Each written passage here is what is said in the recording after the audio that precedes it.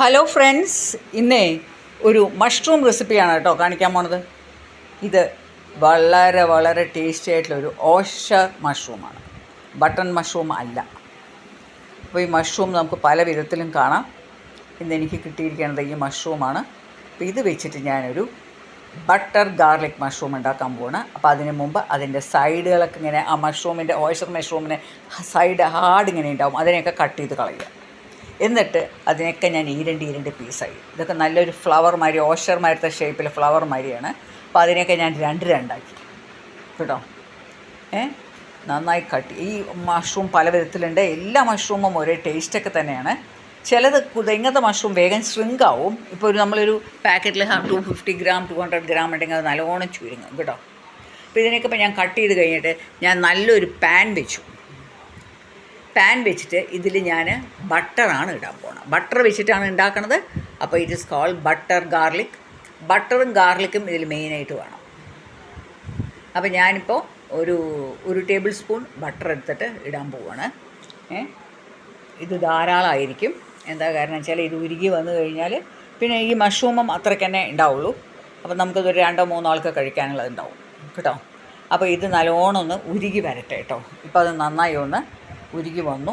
ഇപ്പം ഞാനിതിലേക്ക് ഒരു ഓണിയൻ ചോപ്പ് ചെയ്തത് ആഡ് ചെയ്യാം. 1 ബിഗ് ഓണിയൻ ചോപ്പ് ചെയ്തത്.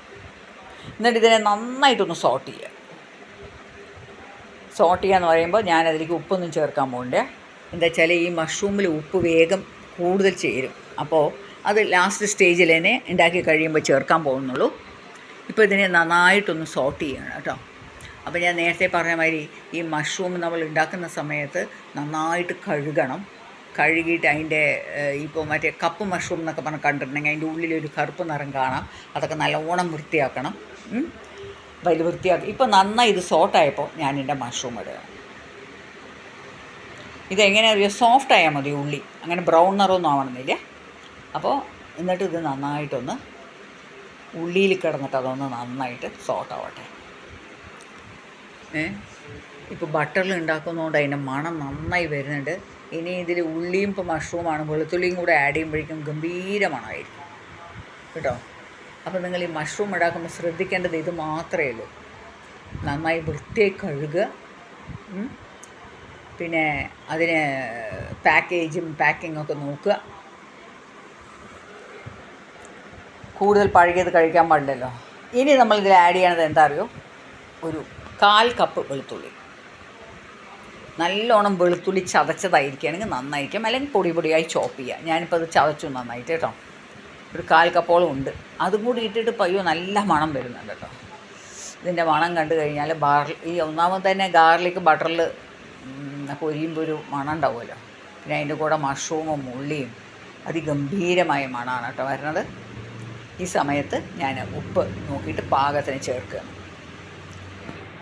ഉപ്പ് കൂടുതലാവാണ്ട് സൂക്ഷിക്കണം. ഇങ്ങനെയുള്ളതിലൊക്കെ വേഗം ഉപ്പ് കൂടുതലാവും.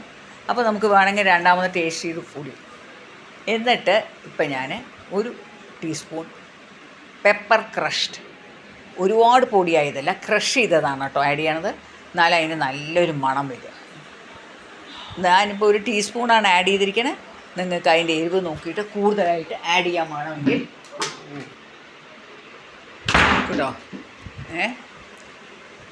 എന്നിട്ട് ഞാൻ ഇതിനെ കുറച്ച് നേരം കൂടി സോട്ട് ചെയ്യണം. നന്നായിട്ടൊന്ന് സോട്ട് ചെയ്ത് കഴിഞ്ഞ് കഴിഞ്ഞാൽ അതൊന്ന് വരുന്ന മണമുണ്ടല്ലോ, ഈ കുരുമുളകും വെളുത്തുള്ളിയും. ഇപ്പോൾ നല്ലോണം സോട്ട് ചെയ്ത് കഴിഞ്ഞപ്പോൾ ഇത് നന്നായി ഒന്ന് വെന്തു. ഞാൻ അതിൻ്റെ ഉപ്പിൻ്റെ ടേസ്റ്റൊക്കെ ഒന്ന് നോക്കട്ടെ. ഞാൻ പറഞ്ഞ മാതിരി നിങ്ങൾ ഈ മഷ്റൂം ഈ പാനിലിട്ട് ഫ്രൈ ചെയ്ത് വരുമ്പോഴല്ലോ അതിൽ വെള്ളം ഒട്ടും ആഡ് ചെയ്യരുത്. വെള്ളം ആഡ് ചെയ്താൽ അത് മുഴുവൻ കുഴഞ്ഞു പോകും. ഒന്നാമത് ഈ ഓഷർ മഷ്റൂമിൽ കേട്ടോ. അപ്പോൾ അതൊക്കെ നല്ലോണം ഒന്ന് ശ്രദ്ധിക്കണം നിങ്ങൾ. ഇപ്പോൾ ഒരുവിധം എൻ്റെ മഷ്റൂമൊക്കെ നല്ലോണം വെന്ത് കഴിഞ്ഞു. ഞാൻ അതിൻ്റെ ഉപ്പിൻ്റെ ടേസ്റ്റൊക്കെ നോക്കി. ഉപ്പൊന്നും കൂടുതലില്ല, പാകത്തിൽ തന്നെയുള്ളൂ. ഇനിയിപ്പോൾ ഞാനിതിനെ എന്താ ചെയ്യാൻ പോകണറിയോ, ലാസ്റ്റിൽ മല്ലിയില തൂവുക. ഇപ്പോൾ മല്ലിയിലയാണ് ഇതിന് ഏറ്റവും നല്ല ഒരു ഗാർണിഷ്. കൂടെ തന്നെ കുറച്ച് കറിവേപ്പില കട്ട് ചെയ്തതും ആഡ് ചെയ്യുന്നുണ്ട്. ഇപ്പം എൻ്റെ മഷ്റൂമിൻ്റെ ഫ്രൈ കഴിഞ്ഞു. ഇതൊരു നല്ല ഒരു റെസിപ്പിയാണ് എന്ന് മാത്രമല്ല, ഇത് നിങ്ങൾ ഒരിക്കൽ കഴിച്ചു കഴിഞ്ഞാലുണ്ടല്ലോ നിങ്ങൾക്ക് എപ്പോഴും ഇങ്ങനെ തന്നെ ഉണ്ടാക്കാൻ തോന്നുള്ളൂ. ഇത് വളരെ സിമ്പിളാണ്. ഈ 3 ഇൻഗ്രീഡിയൻ്റേ ഉള്ളൂ. കുറച്ച് മല്ലിയില വേണമെങ്കിൽ ഇടണം, ഇത്രയേ ഉള്ളൂ. ബട്ടറാണ് അതിൻ്റെ ടേസ്റ്റ് കൊടുക്കുന്ന സാധനം.